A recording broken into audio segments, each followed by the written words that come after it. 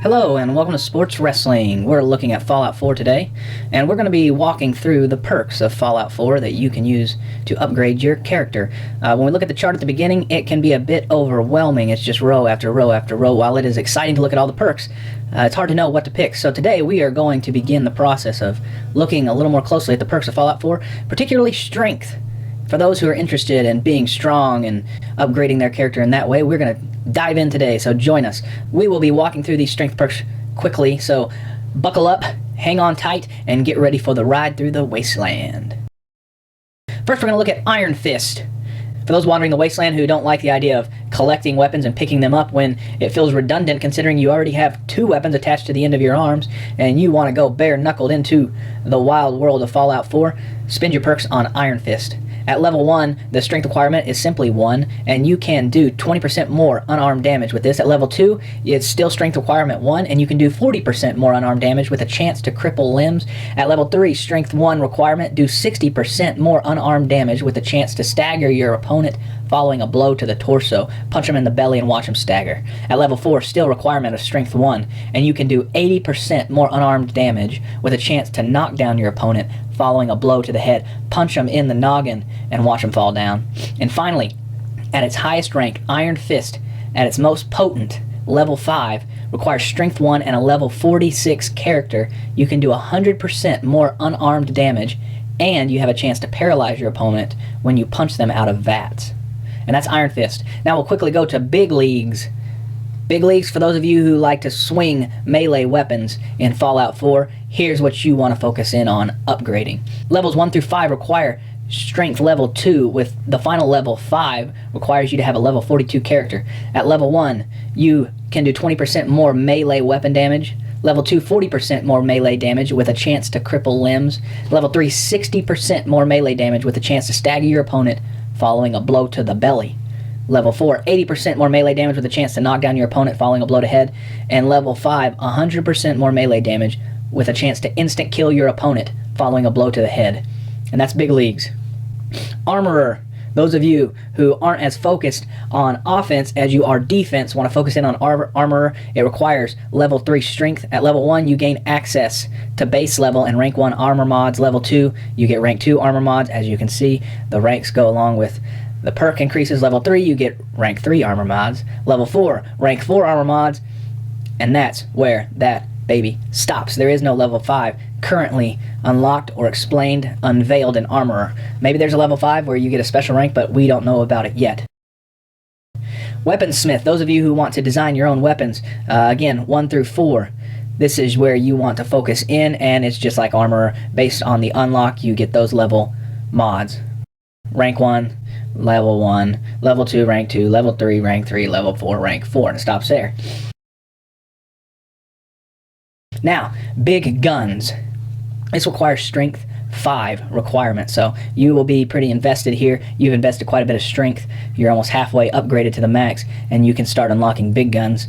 And this is your heavy weapons. At level 1, attacks with a heavy weapon do 20% more damage. Level 2, 40%. Level 3, 60%. Level 4, 80%. And level 5, 100% more damage. So you're shooting those nukes out at your enemies, and you want it to do double damage. You want to upgrade big guns all the way to the top. That sounds like we've seen that before. Strong back. There's only 3 ranks currently available. It requires level 6 strength. This gives you the ability to carry more things. For those of you who are hoarders and you are carrying tons and tons and tons of stuff and you never drop anything, you want to focus in on strong back. At level 1, you're able to carry an additional 50 pounds of equipment. Level 2, an additional 100 pounds of equipment, and you can run while you're over encumbered. And level 3, you're able to carry 200 pounds more equipment, and you can fast travel while over encumbered. So there you go. Strong back will help you out. For those of you who like to get more things than you can carry, strong back will make that a little bit easier for you.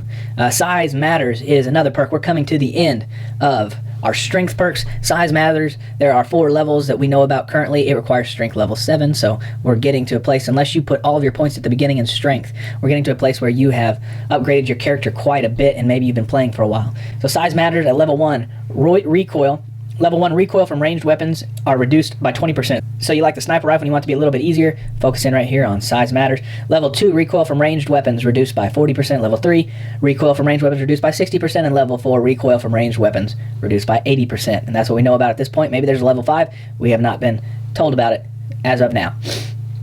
Next, as we come towards the end, Defender. Level 8 strength requirement at rank 1. Pistol and rifle melee attacks do 20% more damage, so you are in there close, and you are just punching with your gun. Pistol whipping them, baby. This is where you want to come in. Level 2, pistol and rifle melee attacks do 40% more damage. Level 3, pistol and rifle melee attacks do 60% more damage. Level 4, pistol and rifle melee attacks do 80% more damage. And level 5, pistol and rifle melee attacks do 100% more damage. So you've been shooting them with that pistol, and you're out of bullets. Boom. Whip that thing around. Hit them with it. And you can be more effective if you focus in on the Defender. Now this one's interesting. At strength level 9, you have the ability to rank up something called Slayer. Slayer. And this is what it says at level 1. When you are wielding a two-handed melee weapon, baseball bat, things like that, grants you 50% bonus damage and halves your chance of being staggered or knocked down.